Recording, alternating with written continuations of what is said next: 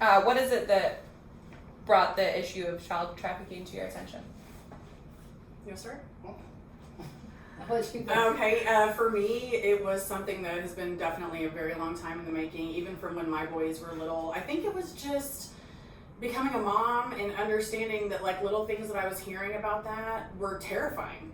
Not that it's not like I think it hits everybody in a bad place, but as a mom, when you look at your newborn baby and you're like trying to imagine something happen to them, it's just like that cannot happen. So what do I do to make sure it doesn't happen? And it wasn't a big deal at the time because my oldest one is 14, so 14 years ago there wasn't much talk about this. What first got me going on it in the very beginning was I had become aware of a company online called Sevenly.com, and they sell $7 t-shirts for 7 days. And it's a different cause every 7 days that they support. So let's say it's autism 1 week. They're gonna make a design. They get with local artists, they make a design, they print out that shirt, they sell it for 7 days, $7, $4.50 of that goes to the cause. Anyways, I was just really into that. I thought that was a really cool idea, so I tried to buy their shirts, like a lot of $7, you know? And one time it was human trafficking, and I was just like, what is this really? Like, as a mother, I get anxiety about even allowing her to go outside the front door, but that's my main thing. Like I remember sitting at home, literally crying at night because I have a 4-year-old daughter, and I hear stories. You scroll down Facebook and you hear these horror stories of 4-year-old little girls. I'm talking being mutilated from the inside out, and not one person is saying anything about it.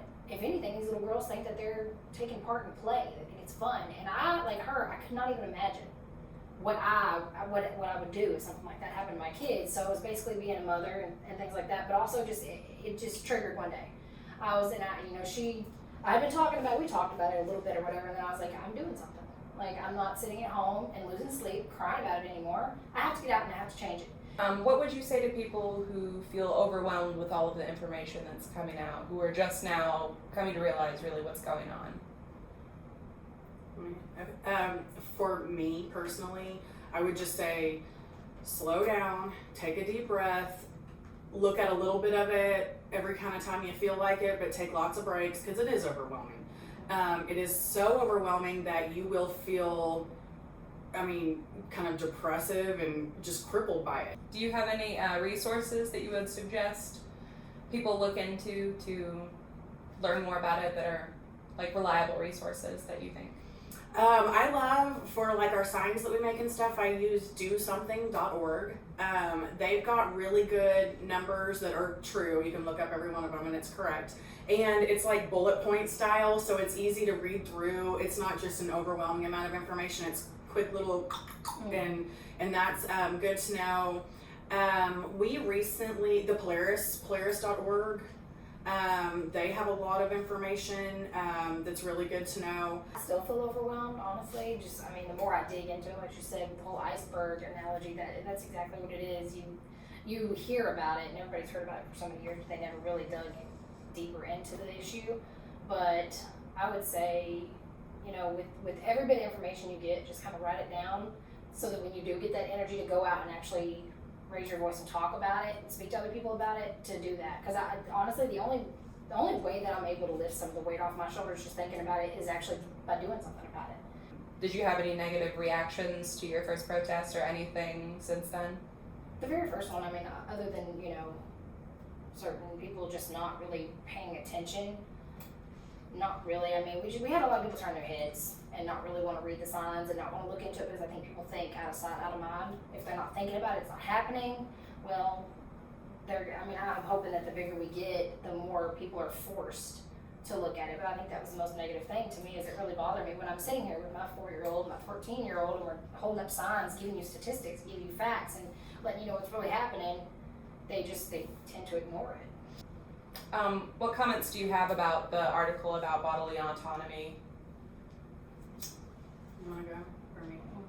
Okay. As I kind of said earlier, I think that we prime our children sometimes unknowingly. We don't, obviously nobody's trying to do this, but sometimes we prime our children a little bit to be more susceptible, I think, to being victimized or being afraid of speaking up, because we confuse that, like I said earlier, with like a maybe it might be disrespectful to say something about Uncle so and so. Maybe you're afraid of your family saying he's just tickling you. He's always been like that, or whatever. Or in my family, it was go sit on Grandpa's lap. But if you're uncomfortable, Yeah. it's uncomfortable. Then Absolutely, and it should be that anything, and that's what the article says, is anything at all that you're uncomfortable with, speak up. Yeah. I don't think there's really a way to disrespect someone when it comes to your physical. Like when a child has a gut feeling that somebody is touching them in a way that is not okay, they should never feel like they can't tell somebody. Like they should always feel like that conversation is open. They can be like, Mom, Uncle John touched me here, and I don't think he's supposed to. Like that's why I think it's really important, even for my kids at a young age, to know that nobody touches you anywhere. Any final thoughts you guys want to share with anybody that's seeing this after the rally tomorrow? What are your thoughts after the rally for tomorrow? You think it'll happen? I don't know what's going to happen at the rally tomorrow.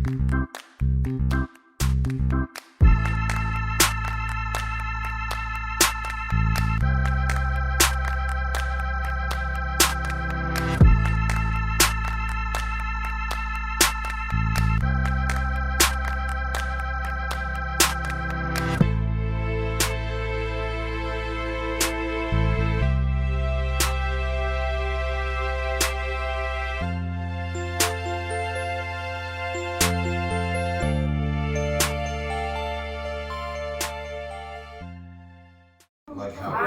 I hope that it's awesome. I hope that we have a good turnout, because, like I said, the more people we can get out there, the further we're going to reach. Yeah. Because we have people from all different counties. You know, I mean, we don't even have people from, I think, just East Texas. I think there was somebody that's completely out of state that decided to join, and I'm like, hey, the more Several the in San merrier. Antonio, and that's awesome. Anybody in South Texas that we can get.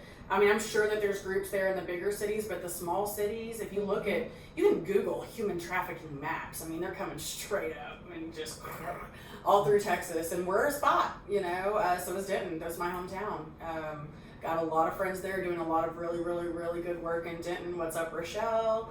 But yeah, I think that these small towns, dude, and there's nothing like small town people. You get small town people really good and pissed off, you in trouble. So I think that the rally for us, that's another thing. Like we, small town people band together. Whenever we start feeling like our own are really getting hurt here, it's it's a thing.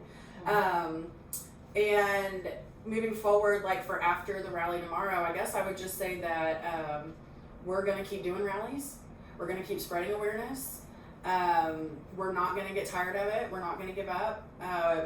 Every victory that we can get in legislation and in law enforcement, any of that is just more encouragement for us. And this is something that will never be totally eradicated. So I don't know that Ashley and I are ever going to be totally done with it. No. It's going to be, I think, a thing, like for a little bit for us. So I would just say that anybody's welcome to join us. We started out as East Texas Moms. We changed to East Texans Against Human Trafficking. That's our Facebook group. And we want men, women, people of all ages to come join us and come rally with us, help us spread awareness. Yes.